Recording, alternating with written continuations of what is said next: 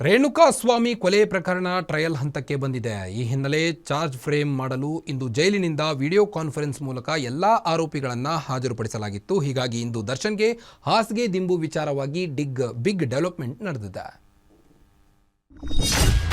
ಹಾಸಿಗೆ ದಿಂಬಿಗಾಗಿ devil Darshan full struggle.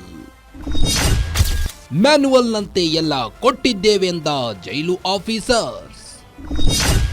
ಪ್ರದೂಷ್ Deepak ಕೊಲೆ ಕೇಸ್ನಿಂದ ಬಚಾವಾಗ್ತಾರ.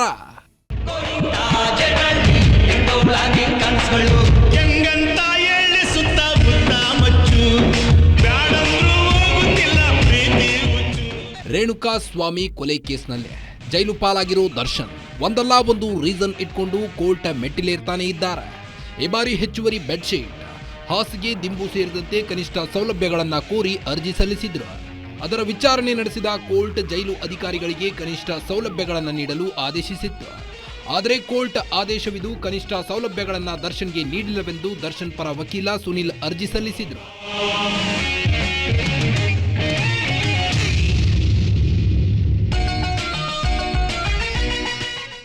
ಅರ್ಜಿ ವಿಚಾರಣೆ ವೇಳೆ ದರ್ಶನ್ ಪರ ವಕೀಲರು ಜೈಲಾಧಿಕಾರಿಗಳ ಮೇಲೆ ದರ್ಶನ್ನನ್ನ ಕ್ಯಾಜುವಲ್ ಆಗಿ ತೆಗೆದುಕೊಂಡಿದ್ದಾರೆ. ಕೋರ್ಟ್ ಆದೇಶವನ್ನ ಉಲ್ಲಂಘನೆ ಮಾಡಿದ್ದಾರೆ. ಕೋರ್ಟ್ ಸೂಚಿಸಿದರೂ ಯಾವುದೇ ಸೌಲಭ್ಯಗಳನ್ನ ನೀಡಿಲ್ಲ ಎಂದು ವಾದ ಮಂಡಿಸಿದ್ರು. ಇದಕ್ಕೆ ಉತ್ತರಿಸಿದ ಜೈಲಾಧಿಕಾರಿಗಳು ಮ್ಯಾನ್ಯುವಲ್ ಪ್ರಕಾರ ನೀಡಿದ್ದೇವೆ ಅಂತ ಮಾಹಿತಿ ನೀಡಿದ್ದಾರೆ. ಈ ಮಧ್ಯೆ ಕೋರ್ಟ್ ಜೈಲು ಅಧಿಕಾರಿಗಳಿಗೆ ವರದಿ ನೀಡುವಂತೆ ಸೂಚಿಸಿತ್ತು. ಎಲ್ಲೋ ಹುಟ್ಟಿ ಎಲ್ಲೋ ಹರಿದು ಎಲ್ಲೋ ಸೇರುವ ನದಿಗೆ.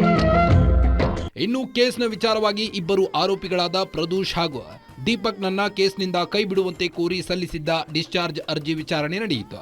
ಈ ವೇಳೆ ಪ್ರತಿವಾದ ಮಂಡಿಸಿದ ಎಸ್ಪಿ ಪ್ರಸನ್ನಕುಮಾರ್ ದೀಪಕ್ ಹಾಗೂ ಪ್ರದೂಷ್ ಪಾತ್ರದ ಬಗ್ಗೆ ವಿವರವಾದ ವಾದ ಮಂಡಿಸಿದ್ರು. ದೀಪಕ್ ಹಲ್ಲೆ ಮಾಡಿರುವುದಕ್ಕೆ ಪ್ರತ್ಯಕ್ಷದರ್ಶಿಯ ಸಾಕ್ಷಿ ಇದೆ. ಆತನ ಬಟ್ಟೆಯಲ್ಲಿಯೂ ರಕ್ತದ ಕಲೆ ಪತ್ತೆಯಾಗಿದ್ದು ಆ ರಕ್ತದ ಕಲೆಗಳು ರೇಣುಕಾಸ್ವಾಮಿಯದ್ದು ಎಂದು DNA ರಿಪೋರ್ಟ್ ಬಂದಿದೆ. ಹೀಗಾಗಿ ಅರ್ಜಿಗೆ ಮಾನ್ಯತೆ ನೀಡಬಾರದೆಂದು ವಾದಿಸಿದ್ರು.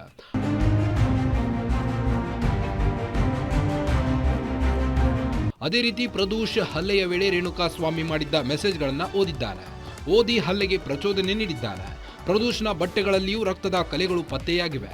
ಪ್ರದೂಷ್ನ ಸರ್ಚ್ ಹಿಸ್ಟರಿಯಲ್ಲಿ ಸಂಚಿನ ಮಾಹಿತಿ ಬಹಿರಂಗವಾಗಿದೆ. ಪ್ರದೂಷ್ ಕೊಲೆಯಲ್ಲಿ ಭಾಗಿಯಾಗಿದ್ದಾನೆ ಅನ್ನೋದಕ್ಕೆ ಸಾಕಷ್ಟು ಸಾಕ್ಷಿಗಳಿವೆ ಎಂದು ಪ್ರತಿವಾದ ಮಂಡಿಸಿದ್ದಾರೆ.